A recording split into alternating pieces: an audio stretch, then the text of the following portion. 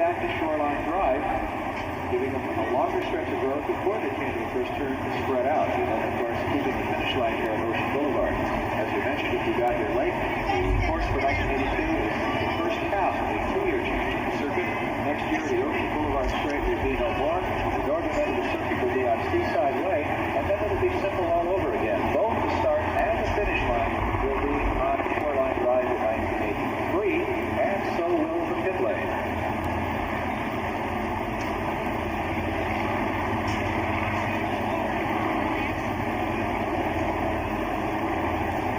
It is time now to go motorsports racing, so we will join the American Race Broadcasters Radio Network and jump in for the command to the drivers in just a moment. Here is Bob Steinbrink, American Race Broadcasters. It has already been started directly below our bridge, and they'll move around to in front of Chuck St. Clair on Shoreline Straight and prepare for the start of 75 1/2 laps. So that is a distance of 150 miles plus. 1 minute until we get underway. 1 minute. Clear the grid. Please clear the grid. As Anthony Marsh's boyhood friend William Shakespeare said, such sweet thunder. George Foreman, what are the drivers thinking about right now? Well, of course, they're hoping that the cars will work all right. They really had a short session this morning, and they ran that 30-minute session. Hopefully everything was fixed. I know some of it did do some work.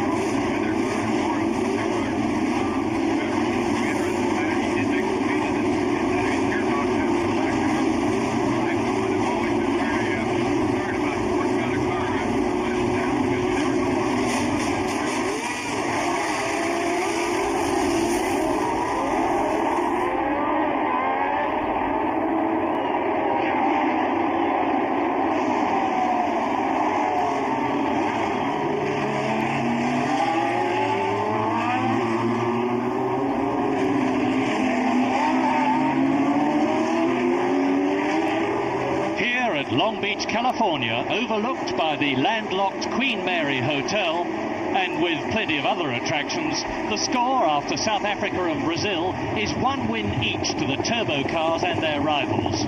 But here, the pendulum swung back in favour of the normally engined cars, especially Alfa Romeo, Marlboro McLaren, Brabham and Williams, because the hilly twists and turns of this round the condominiums 2.1 mile seaside circuit equalised their nimble cars and the more powerful Renaults and Ferraris. There's still a long way to go in the World Championship, but already it's the strongly fancied Renault-mounted Alain Prost, 4 points ahead of the 1981 champion Nelson Piquet, with Alan Jones's replacement in the Williams team, Keke Rosberg, a superb third ahead of his ex-teammate Carlos Reutemann, who's just announced his retirement, and with René Arnoux and John Watson tying for 5th. The circuit's been altered this year, slightly longer, a new chicane on the back straight, and a complex of short, sharp new bends at the end of it. And with a lap time over the revised course about 7 seconds slower than last year, pole position on the starting grid is sensationally occupied by comparative newcomer Andrea De Cesaris in his new Alfa Romeo 182. Equally impressive in second place, Niki Lauda. Followed by Arnoux and Prost, with Bruno Giacomelli 5th in the second Alpha, Piquet 6th, Gilles Villeneuve 7th and Rosberg 8th. John Watson's 11th, Mario Andretti 14th in the ex-Reutemann Williams, Mansell 17th, Hinton 20th and Daly 22nd. But sadly, yet again, Derek Warwick's failed to qualify his turbo Tolman. So 75 and a half laps, 161 miles to go.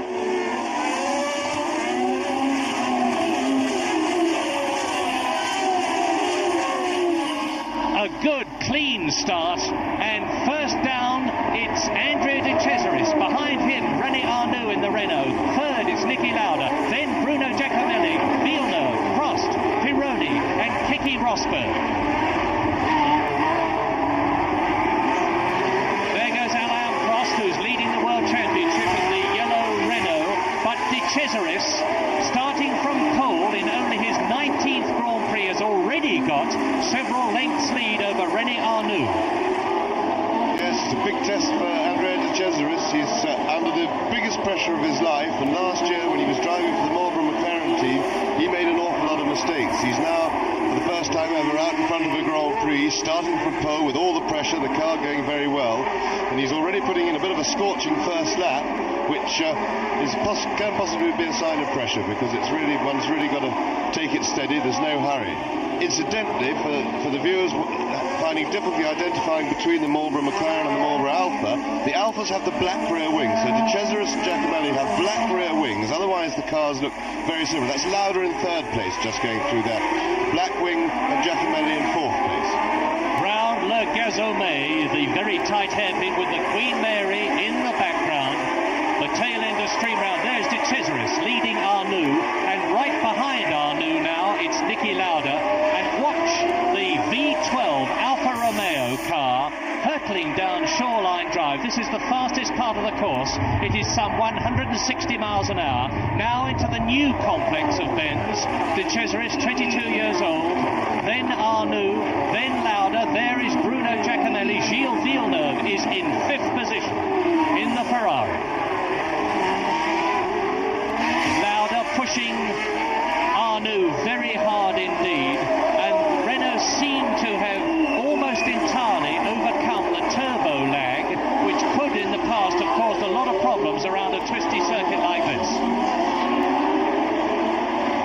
There's the end of the first full lap in this 75.5 lap race. Lauda third, Giacomelli fourth, Villeneuve fifth, and Alain Prost in the Renault in sixth position.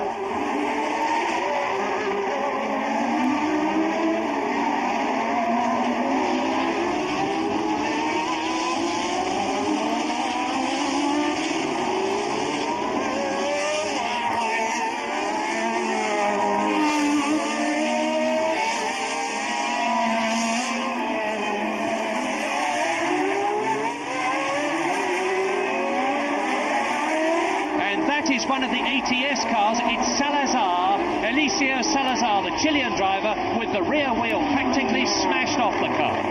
Yes, they don't forgive much, these walls. There's De Cesaris leading, looking very neat and tidy and comfortable. He had a terrible record of accidents last year, crashed at some stage in practically every race meeting that he was involved in, and really seemed capable of keeping it on the island. And of course, this is the big test. A lot of the cynics, I suppose myself included, have been saying that 10 laps around here with all the pressure of leading will be quite a feat for De Cesaris on past form to have completed. But we've already done 6 laps and he's not looking like making a mistake, and Lauda's looking comfortable in third. Lauda would probably be the quickest car on the circuit, but of course he's got the old problem, stuck behind a turbo car. He's not too worried yet. De Cesaris is still well in sight, but he'll be beginning to look for a way round if he can find it. And Bruno Giacomelli in the second of the two Alphas is closing right up on Niki Lauda.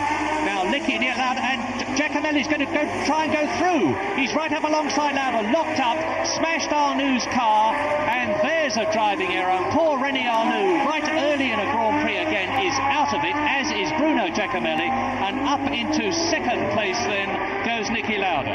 Yes, here we see it again. Giacomelli coming up behind Arnoux slowed Lauda down. Giacomelli went up the outside, and you'll see here he just leaves his braking too late. Over-aggressive driving by Giacomelli. Poor Arnoux, completely innocent victim of that.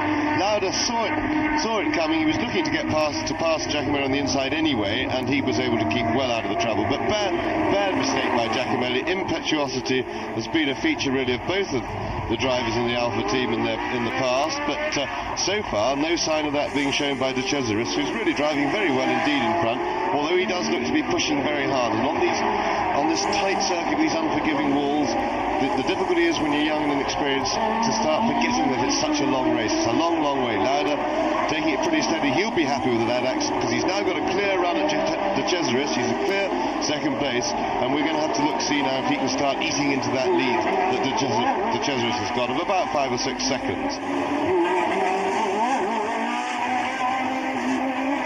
Enormously experienced Niki Lauda, because this is his 116th Grand Prix. But let us not forget that he was out of racing for the whole of 1981 and 1980.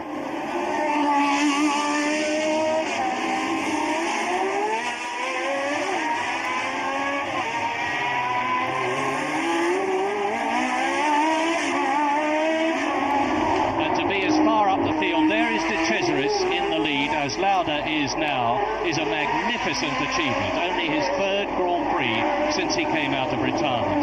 But hats off to De Cesaris, number 22 as well.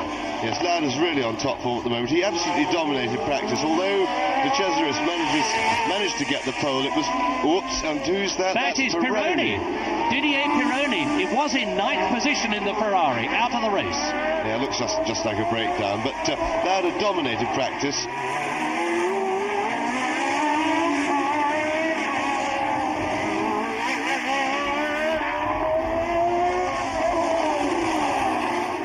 And that's John Watson. Now, this is significant because he's the fastest man on the course and he's gone up to 3rd position ahead of Gilles Villeneuve and Keke Rosberg, with Piquet in 6th position.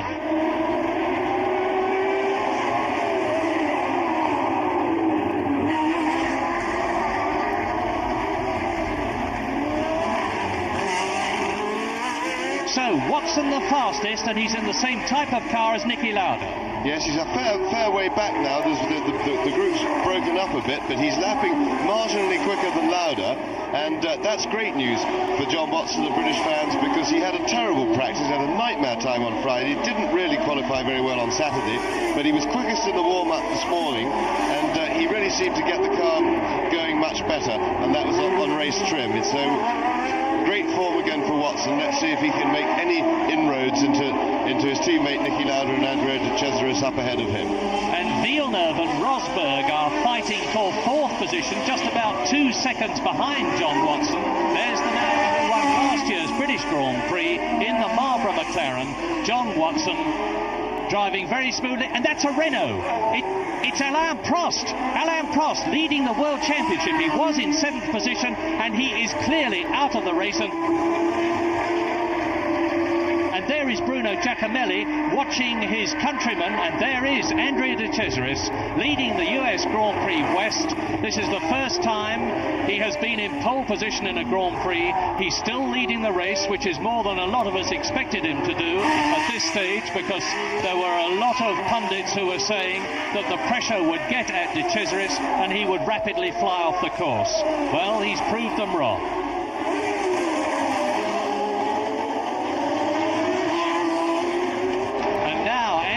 Cesaris in the lead with Niki Lauda. There he is behind him. He's closing up on Brian Hinton to lap him. Yeah, this of course is a moment of maximum pressure for De Cesaris. Lauda is behind him. He's closing quite perceptibly. In fact, I should think De Cesaris could probably get him in his mirrors now on the straight. And of course, it's a time that can cause panic, and De Cesaris has certainly shown in the past that he's quite capable of panicking. Lauda's closing up really fast now. He's really eating away into that lead. But of course, it would be a mistake to panic because catching somebody's one thing, passing's another, as I've said so often in this business, particularly on a tight circuit like this. De Cesaris does have a more powerful engine than Lauda. The V12 Alpha is probably the best of the normally aspirated engines, and all he has to do is take it steady, and he can be a hell of a problem. There goes Lauda, driving very smoothly and steadily. I think Lauda's treating it very much as a long race, making sure he keeps his car and particularly his tyres in very good condition. And I don't think you'll find that Lauda's giving it everything at the moment. He'll wait till he gets right behind De Cesaris before he starts really fighting for it to try and get by. Lauda passes Hinton in 2nd place. De Cesaris leads. Watson still in 3rd place. Villeneuve 4th. Rosberg 5th. Piquet 6th. And then Alboreto and Chiva in 7th and 8th places. And now De Cesaris, with Niki Lauda behind him, is starting to close up on another tail-ender ahead of them. It's Raul Purcell in the white car, the Brazilian in the Rothmans March, and Niki Lauda now tucked right under the black rear wing of the Alpha. He pulled an enormous amount on that lap then, Murray. I don't know whether De Cesaris didn't appear to make any particular mistakes, but they're really going. I mean, Lauda is lapping really fast at the moment. And Niki Lauda now must be harrying Andrea De Cesaris. Don't forget the Italian's inexperience. Don't forget Lauda's experience. And Andrea De Cesaris will be seeing Niki Lauda's car big and bold in his rear mirrors, and he's got to pick his time time, De Cesaris, to catch and pass Raoul Barcel. It's very critical. They're going into the new loop at Shoreline Drive, and De Cesaris is trying to take him on the outside, and Lauda closes right up. Well, he slowed him right down there. Lauda's... and in fact, Barcel got completely in the way. It was very inexperienced by both of them, and Lauda goes through. Niki Lauda then takes the lead on lap 15 in this 75.5 lap race. De Cesaris tries to retake him down Shoreline Drive and fails, and as they go into the bends, this is where the superior experience and the beautiful handling of the Marlboro McLaren car will really pay off.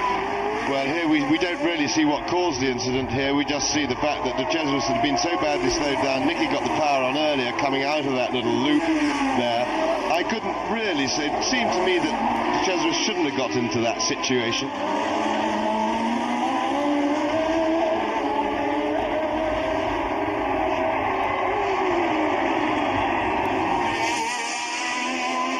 There's Lauda now comfortably established in the lead, and of course I don't think that Alan Prost looking a bit dejected there after his early demise. The car obviously broke down, but I have to say it was most unfortunate. Barcel really got in the way badly, and I think De Cesaris probably didn't handle it quite as well as he should, but mostly a shame for us viewers. Spoiled the race.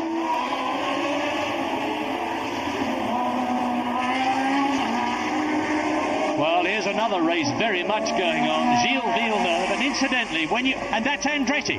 Andretti in the Tag Williams car, the man who's taken Reutemann's place, is into the pits in 9th position as round the right-hander goes the Parmalat car of Nelson Piquet, and now Keke Rosberg is starting to develop a terrific scrap with Villeneuve in the Ferrari for 4th position behind Lauda, De Cesaris and Watson. And look at the rear wing of the Ferrari. It's got a most peculiar staggered split effect, which is alleged to improve ground adhesion.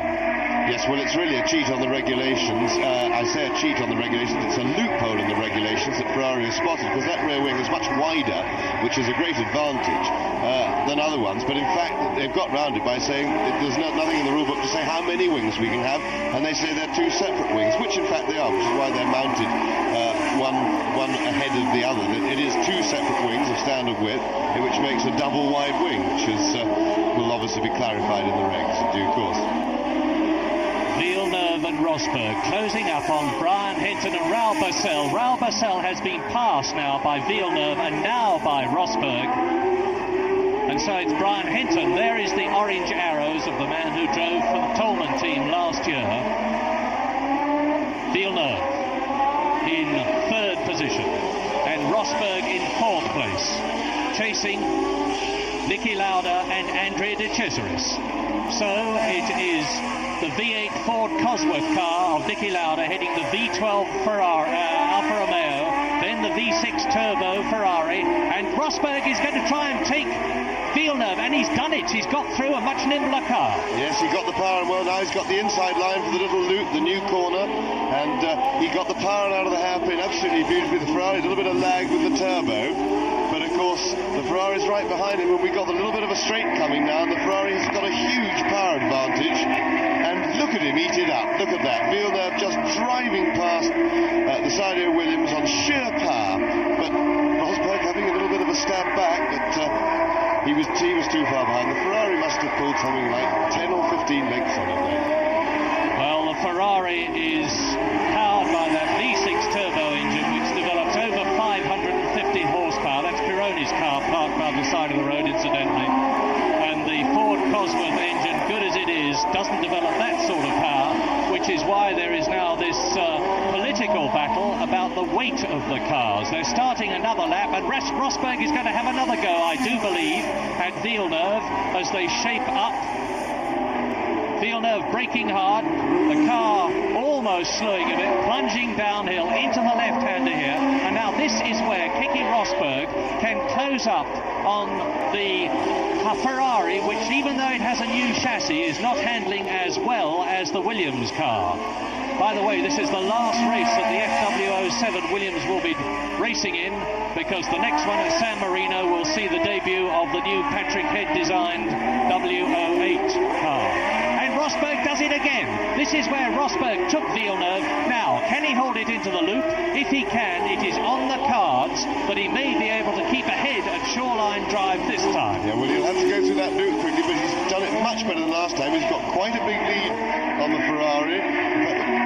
He was very quick through the loop. As the Ferrari's eating back into that lead, though, look at that. Catching right up inside, and Rosberg takes the inside. Villeneuve trying, oops, and Villeneuve has lost it. He was trying to go down the outside then, and he just didn't turn in quite soon enough. Good old Villeneuve, look at that, a real race, and he's still got away in front of Piquet. And now they're closing up on Derek Daly. There goes Daly through in the Theodore. But what a masterly recovery by Gilles Villeneuve in the Ferrari, with Rosberg, the two greatest chargers on the circuit, and that is Keke Rosberg in position that we're looking at now. In third place, Keke Rosberg. Villeneuve behind him, and he's pulled away from Villeneuve, of course, now. So it's Lauda, De Cesaris, Watson, Rosberg.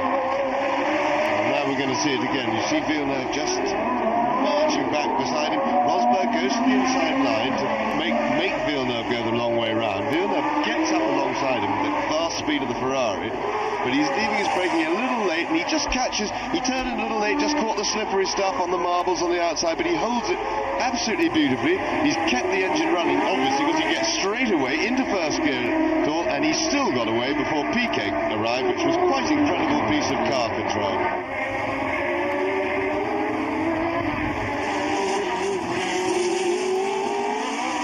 Lap 27, Keke Rosberg, number 6, has caught John Watson, who is in third position.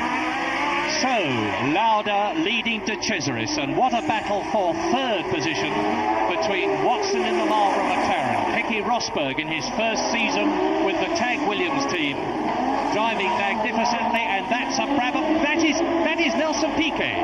That is the world champion who was in sixth position, having just caught Villeneuve.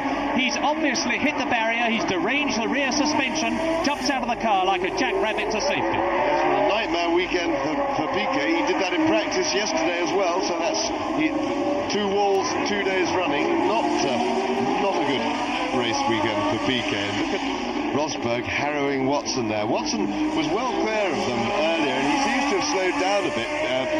He's come right back to Rosberg, and he's lost ground to the leaders, so Watson would appear to be in some sort of trouble, although it's obviously not serious, and maybe his tyres are going off a little bit, because there's nothing visibly wrong with the car. He seems to be braking all right. That is Riccardo Patrese, who has spun out apparently, and look, he has knocked off his car the offside front aerofoil, which won't necessarily affect him much, and now Keke Rosberg is closing up on Watson on Shoreline Drive. The Williams looks faster than the Marlboro here, and it clearly is, and Keke Rosberg is going through. Can Watson stave him off? No. Rosberg on the inside line moves up into third position ahead of John Watson. So now it is Lauda. It's Lauda and then De Cesaris and now Rosberg. There goes the Tag Williams, and look at the gap now between himself. In fact, John Watson seems to have dropped right back. That's Jean-Pierre Jarier, the Osella driver. Incidentally, Keke Rosberg is on Goodyear tyres, and John Watson is on Michelin. And look at that crash truck. Now, Nelson Piquet's car there is right on the racing line. So if Piquet's car's on the racing line, that means the crash tender is even more likely to be hit by somebody. Although drivers' reflexes are fantastic, they are going to exit that corner on a blind line and find Piquet's car and the crash truck there together. Well, here is Rosberg. You'll notice he hasn't got any engine cover on his Williams car, and he's now on his own, and that is Lauda through. That's terribly dangerous. Lafitte.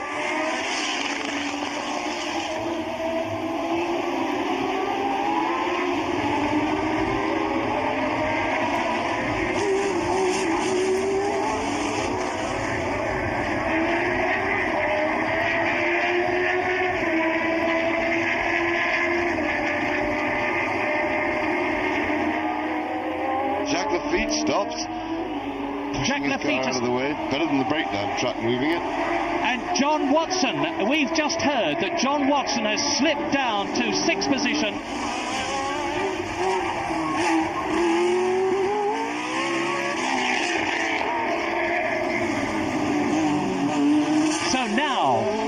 looking at the battle between Villeneuve and Alboreto for 4th position. Gilles Villeneuve on the right in the Ferrari in 4th place. Alboreto in 5th position in the unsponsored Tyrrell, and down to 6th place goes John Watson. So very clearly John Watson has got some sort of a problem, and I would imagine it is handling rather than engine. Villeneuve, and there is Watson in the background, passed by Michele Alboreto, who's only in his 2nd season of Grand Prix racing, incidentally, and another fine drive as he drove at Brazil and South Africa. And Villeneuve, as ever, pressing on absolutely magnificently, starting another lap underneath the starters rostrum.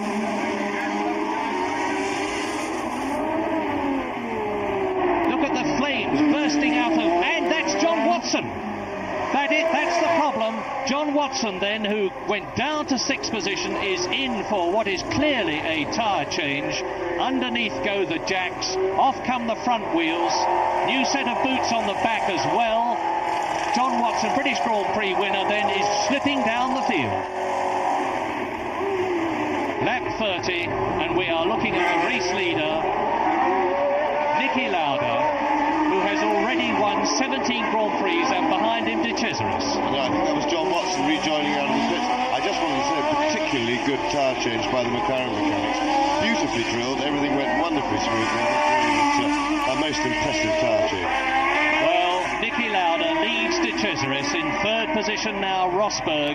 In 4th place Villeneuve. 5th Alboreto. 6th Eddie Cheever. 7th Elio De Angelis in the JPS 91. And back into the race in 8th position John Watson, as we look at the leader, the only car in the top 6 now who is on Michelin tyres, and that could be very significant because we have seen several cars go into the pits for changes to their tyres, and Niki Lauda will really have to be nursing them. Yes, but I think he's as soon as he pulled away a little bit from De Cesaris, he seemed to ease up and just be pacing himself to De Cesaris' performance, and I think that he's not driving at 10/10, which of course makes a great deal of difference to the tyre wear, but of course it is still very suspect. Now that breakdown track in the middle road is really dangerous.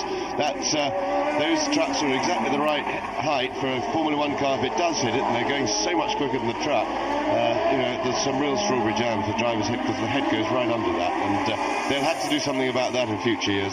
Yes, you see it again, that track is right in the middle of the track. The drivers at least know it's there, but it really is potentially a Holocaust situation if a car does hit that. It's really horrible. You can see there's pushing the car there right offline with the dust coming up. And Niki Lauda avoided that crash truck in an absolutely masterly way. Look at the massive crowd. There's over 100,000 people here at Long Beach.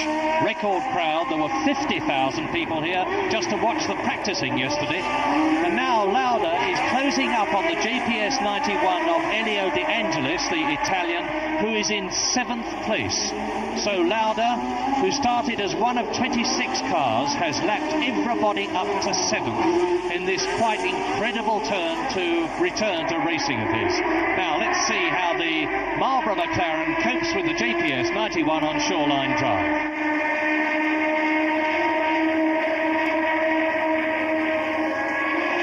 Absolutely effortlessly seems to be the answer.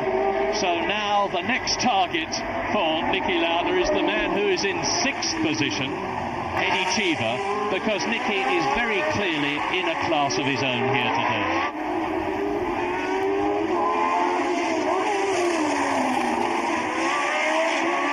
Just brushed the wall there, just gave it a light touch, I think, by the look of things, and that should wake up his concentration a bit. Even Villeneuve and Alboreto here battling for 4th position, and it's a tremendous credit to Michele Alboreto and to the very much improved. And that is De Cesaris. De Cesaris has done it again. Just as we were congratulating him on having settled down so well, he is out of the race from 2nd position. Now, whether it was a driver error or, to be fair, the car problem, I don't know. but whatever it was, he is clearly very much out of the race. Yes, a great shame, because in fairness he's done himself great credit in this race to have lasted as far as he did, because he's chucked it away in just about every other race, and under the moment of supreme pressure he managed to keep it on the road, and then having gone over half distance of the race, now it looks very much as if he's chucked it away again, and quite honestly that must really put his career in very serious doubt, because on his big day, even with all that experience last year gained how to drive it into walls, he still managed to do it again. What a shame.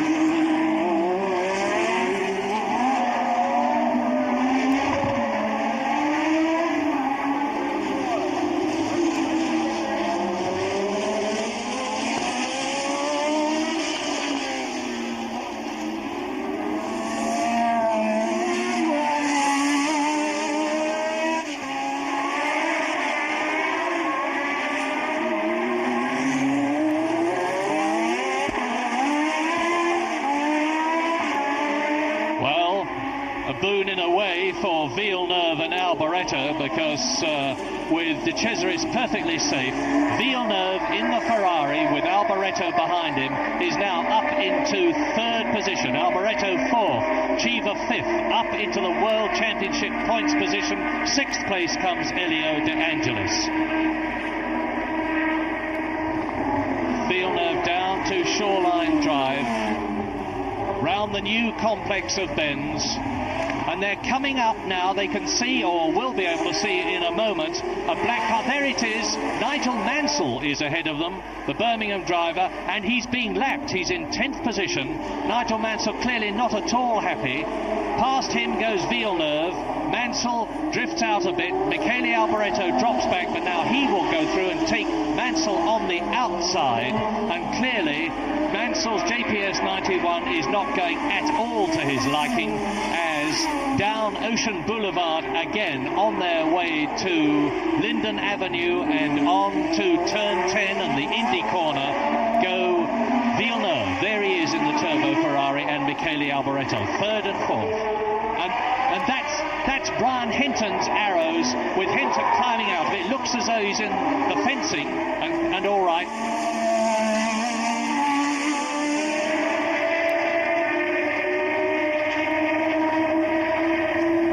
And on lap 37 then, as Patrese is catching De Angelis, there is the order.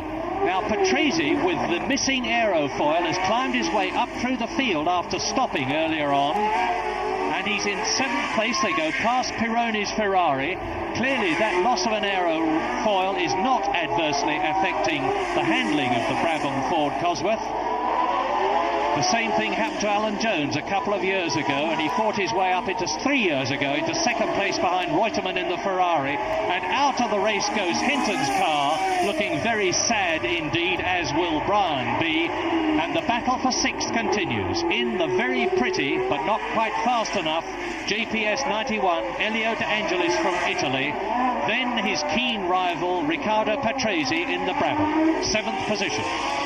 Yes, Patrese's driven very well indeed since that early spin, and he lost a fair bit of time. Remember, we had that little shot of him earlier, making a particularly heavy weather of a three-point turn, but obviously his three-point turning's not so good, but whenever he's pointing the right way, he's really going very well indeed.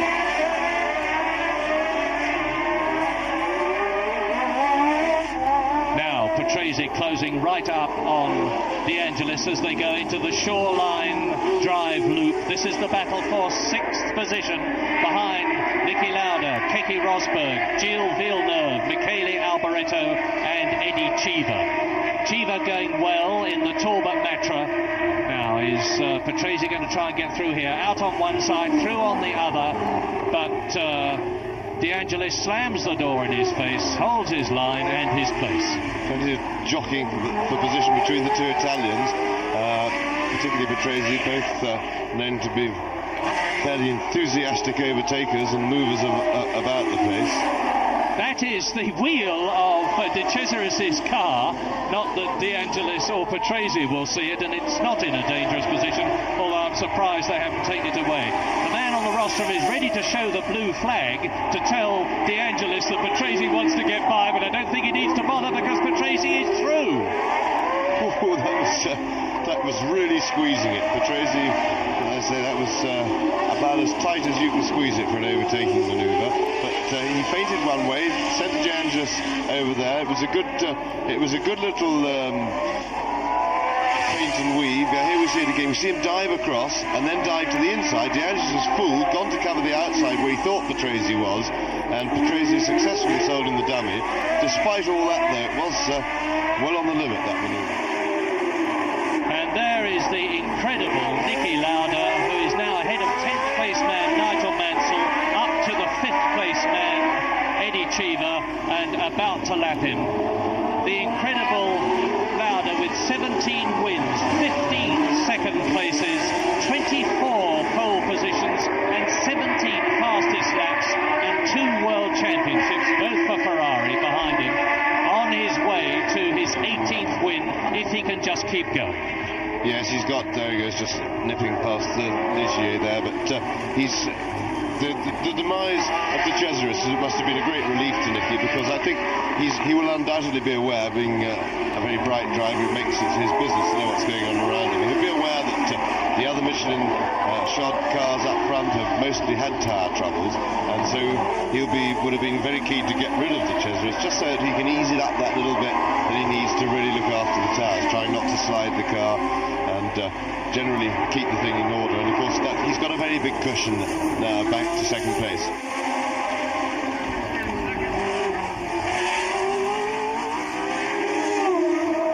Lap 45, and there was Cheever's problem, like so many of them, his tyres. Into the pits in 5th place, and he has clearly lost that, of course, now, because several cars will have gone past him while he's stationary in the pits. New tyres and wheels going on front and rear. The V12 Vatra engine behind the Talbot on Eddie Cheever, the Italian-American driver. Out he goes. I think he's rejoining in about 8th place.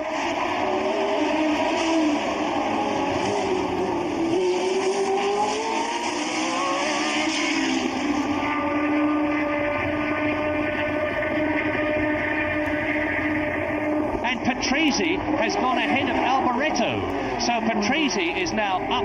Really, he has got the bit between his teeth. He's up to 4th position, as you see. Alboreto 5th, De Angelis 6th. Lauda leads from Rosberg and Villeneuve. Well, Patrese having a terrific charge. You will remember in Brazil he retired because he was exhausted. He certainly doesn't seem to have any problem like that here at Long Beach.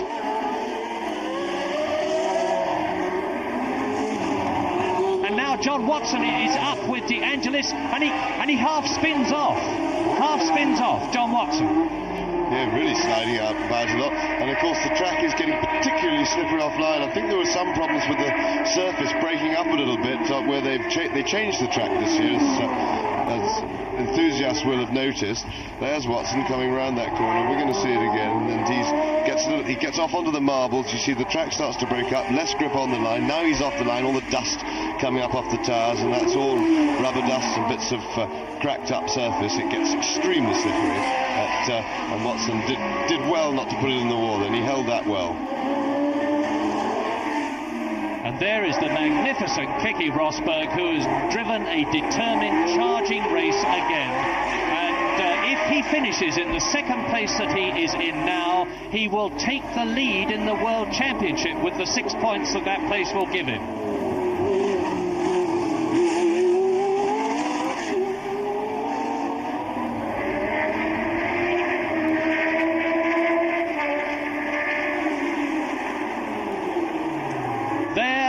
Niki Lauda up with Slim Borgard, the Swedish driver, in the car which looks so like that of Michele Alboreto, the blue and white Tyrrell.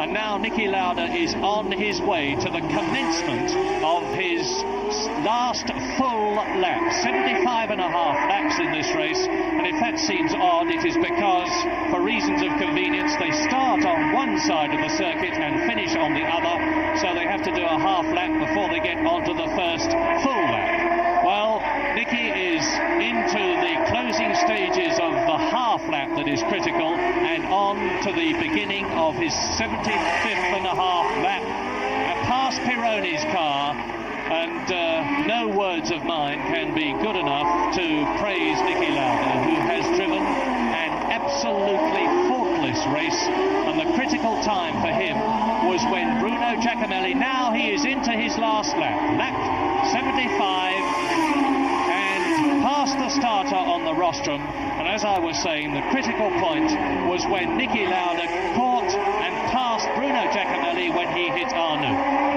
Yes, that opened everything up nicely for Lauda, and then of course being able to get past the Cesare so easily with the back marker rather sparked the race from us from a spectator point of view, in that we didn't get the real lead battles that we might have done. But Lauda dominated practice. His comeback has really arrived. He has driven absolutely faultlessly. He drove very, very well already this season, but had nothing in fact to show for it, no results to date. But now he's got the really big result. Only his third Grand Prix since he restarted. He's super fit, as you have to be nowadays. These cars are a real struggle to drive, and he got the car out front, and then he took it very easy. He's looked after everything. He put on a little spurt just now as Rosberg was catching, when Niki eased up to look after his tyres, just proved that he was well in command, and he's driven absolutely faultlessly, and I have to say is driving at least as well, if not better, than over his last couple of seasons. Now, Niki Lauda has done the Shoreline Drive section for the last time. He is going up into the Michelob bends, then in up Pine Avenue, round the right-hander, into Ocean Boulevard, and when he gets there, he will see that most welcome of all sights for a racing driver, the checkered flag, to tell him not that just he's finished, but that he has won. So Niki Lauda brilliantly wins his 18th Grand Prix from Keke Rosberg in the Williams. Third, Gilles Villeneuve Ferrari. Fourth, Riccardo Patrese Brabham. Fifth, Michele Alboreto Tyrrell. And sixth, De Angelis in the JPS. And that, of course, makes differences to the World Championship table, with Keke Rosberg into the lead, 1 point ahead of Alain Prost, who is 1 point ahead of Niki Lauda. Fourth, the reigning world champion Nelson Piquet. Fifth, Carlos Reutemann, who I remind you has now retired, and tying for sixth position, René Arnoux, Gilles Villeneuve and John Watson on 4 points. And now Niki Lauda looks forward, as we do, to the first European Grand Prix of 1982 at San Marino in 3 weeks' time. But what a race he's driven today.